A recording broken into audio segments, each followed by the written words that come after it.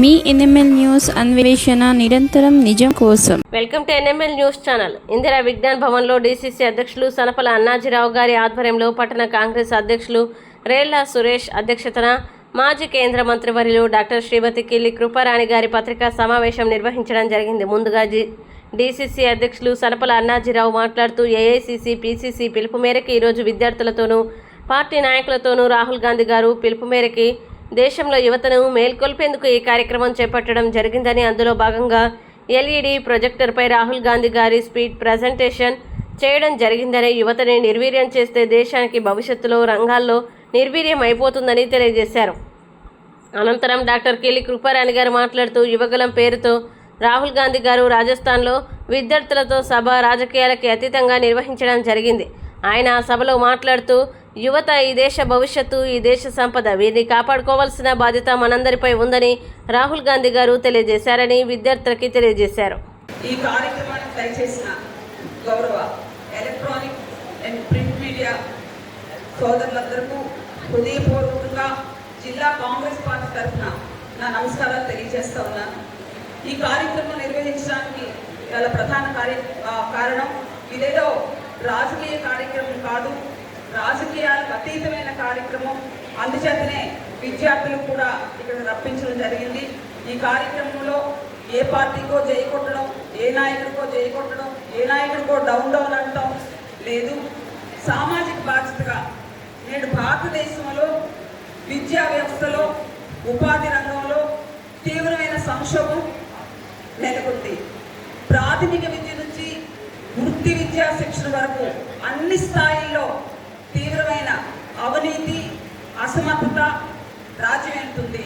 దీనివల్ల దేశంలో యువత, విద్యార్థులు నిర్వీర్యం అయిపోతున్నారు.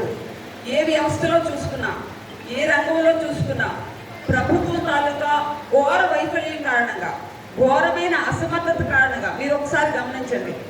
పరీక్షలు క్వశ్చన్ పేపర్స్ లీక్ అవటం, అంటే ప్రశ్న పత్రాలు లీక్ అయిపోవడం, all of a sudden exams రద్దు చేసేయటం, all of a sudden forceful re examinations అంటే బలవంతపు పునః పరీక్షలు, ఉద్యోగ నియామకాల్లో ఎంప్లాయ్మెంట్ రిక్రూట్మెంట్ చేయడంలో కూడా తీవ్రమైన జాప్యం చేయటం, నిరుద్యోగ సమస్య. అంతేకాకుండా మనం చూసాం అటు నీట్ కానీ, సిబిఎస్ఈ కానీ, పిఎస్ఎస్ కానీ, వ్యాపం కానీ, ఎన్టీఏ వంటి సంస్థలు కూడా నిర్వీర్యమైపోయి వారి తాలూకా ప్రతికూలమైన ప్రభావం దేశ యువత మీద పడింది. దేశ యువత మేల్కొనాలి. విద్యా వ్యవస్థలో ఇటువంటి మార్పులు మంచివి కాదు. సామాజిక ప్రగతిలో విద్యారంగం చాలా కీలకమైనది. అట్లాంటి విద్యారంగం నిర్వీర్యం అయిపోతుందన్న విషయాన్ని విద్యార్థులు తెలుసుకోవాల్సిన అవసరం ఎంతైనా ఉంది.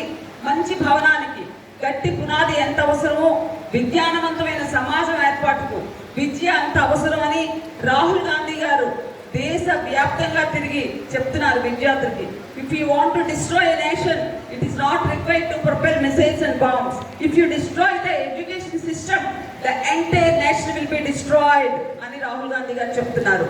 అంటే మనం ఒక నేషన్ని, ఒక కంట్రీని సర్వనాశనం చేయాలి అంటే మనం బాంబ్స్, అణుబాంబులు ఉపయోగించాల్సిన అవసరం లేదు. అక్కడున్న విద్యా వ్యవస్థను సర్వనాశనం చేసినట్లయితే ఆ country that ends the matter, done అయిపోతుంది. దీన్ని విద్యార్థులు మేల్కొనాలి. ఇటువంటి అరాచకమైన చర్యలు అంటే అప్పుడు NEET papers, NEET exam question papers leak అయిపోతాయి, రీ ఎగ్జామ్స్ పెడతారు, రీ ఎగ్జామ్స్ పెట్టి కూడా ఫోర్స్ఫుల్గా స్టూడెంట్స్ని ఫోర్స్ చేస్తున్నారు.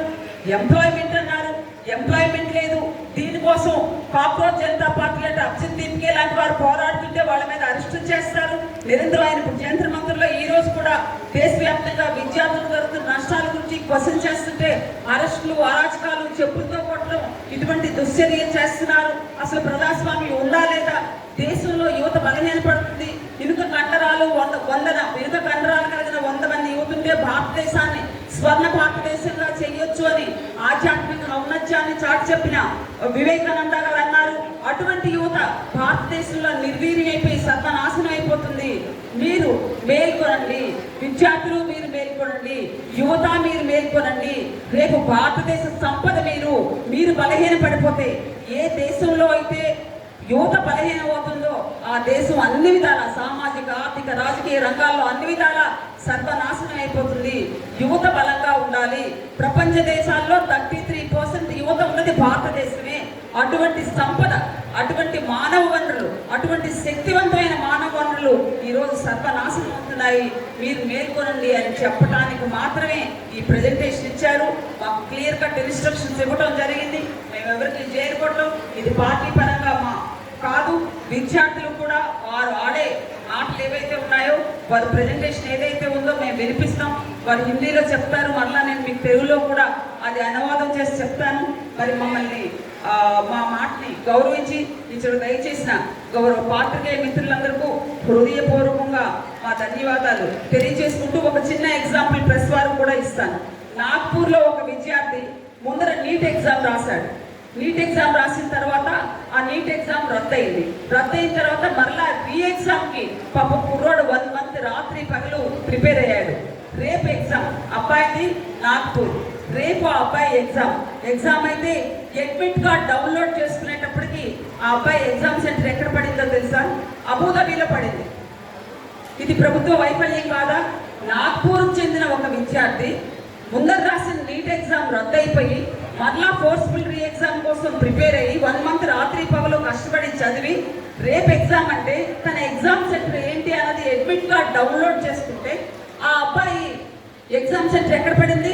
అబుదాబిలో పడింది. రేపు ఎగ్జామ్, పాస్పోర్ట్, వీసా, అబుదాబి వెళ్ళడానికి డబ్బులు. అంటే ఈ దేశంలో ఒక విద్యార్థికి తన సొంత నగరంలోనే పరీక్ష రాసుకోవడానికి పరీక్షా కేంద్రాన్ని ఏర్పాటు చేయలేని అసమర్థ ప్రభుత్వాలు ఈ దేశాన్ని రాష్ట్రాన్ని ఏలుతున్నాయి. ఇంత జరుగుతున్నా దేశవ్యాప్తంగా ఈ దేశంలో బాధ్యత గల ప్రభుత్వాలు అటు ప్రధానులు అవ్వచ్చు, విద్యాశాఖ మంత్రులు అవ్వచ్చు, ఎవరు పలకటం లేదు, ఉలకటం లేదు. ఈ వాస్తవాల్ని విద్యార్థులు గమనించాలి అని ఒక బాధ్యత గల పౌరుడిగా, న్యూట్రల్ పౌరుడిగా రాహుల్ గాంధీ గారు మీకు తెలియచేయమని చెప్పడం జరిగింది.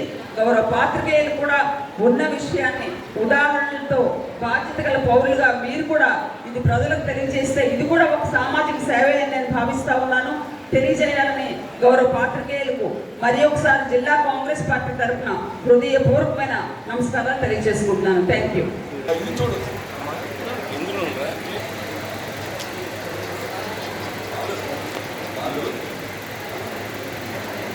విద్యార్థులు